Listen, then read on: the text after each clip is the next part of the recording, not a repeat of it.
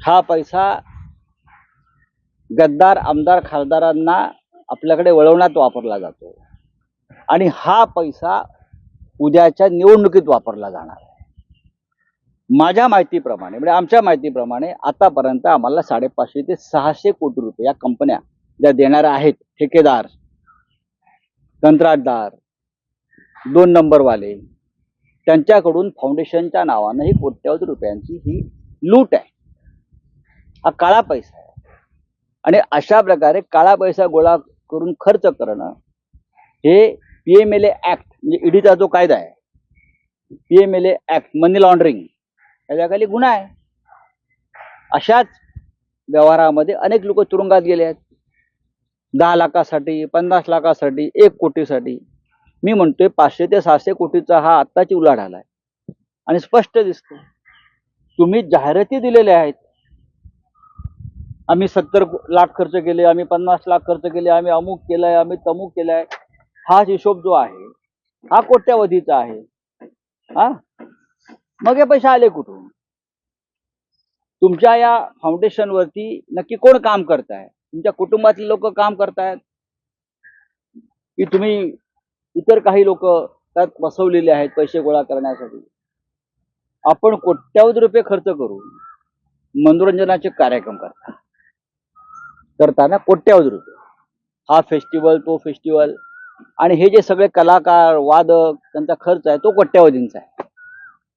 त्यातले अनेक कलाकार हे कोट्यावधी लाखो रुपये घेत असतात. त्यांना कोणत्या मार्गाने पैसे दिले तुम्ही? ते कोणी दिले? हा काळा पैसा आहे का?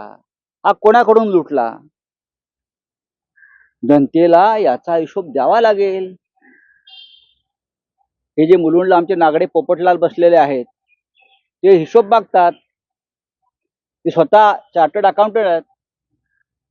माझं आव्हान आहे या नागड्या पोपटलालला सुद्धा, हा राष्ट्रहिताचा प्रश्न आहे, जनतेच्या पैशाची लूट आहे. माझं देवेंद्र फडणवीस यांना आव्हान आहे गृहमंत्री म्हणून, पाठवा ही केस ईडी आणि CBI कडे. आपण पारदर्शक कारभाराची भूमिका बजावताय ना आमच्या सगळ्यांच्या बाबतीत. मी प्रधानमंत्री नरेंद्र मोदी यांना सध्या पत्र लिहिलं आणि माहिती दिली आहे. मी प्रधानमंत्री नरेंद्र मोदी यांना एक पत्र लिहून ही माहिती दिलेली आहे. मी देवेंद्र फडणवीस यांना ही माहिती पाठवलेली आहे. ईडी आणि CBI कडे सर तक्रार नोंदवायचा आम्ही उद्या किंवा परवा प्रयत्न करू. बघूया किती पारदर्शक पद्धतीने आपण काम करताय. तुम्ही विरोधकांवर भ्रष्टाचाराचे आरोप करता ना, मग हा काय? हा महाराष्ट्रातला निवडणूक रोखे पद्धतीचा काहीतरी मिळवण्यासाठी काहीतरी देणं, बरं का, काहीतरी, हे सुप्रीम कोर्टाचं ही भूमिका आहे निवडणूक रोखे प्रकरणात. तुम्हाला काहीतरी मिळवायचं आहे म्हणून तुम्ही काहीतरी देऊ इच्छिता काय? यालाच आपण इंग्रजीमध्ये काय म्हणतोय? Quid pro Q. तुमच्या फाउंडेशनला तुम्हाला जे पैसे हवे आहेत ते मिळवण्यासाठी तुम्ही कोणाला तरी फेवर करताय सत्तेचा वापर करून. नाहीतर इतके कोट्यावधी शेकडो कोटी रुपये तुम्ही कसे गोळा करू शकता?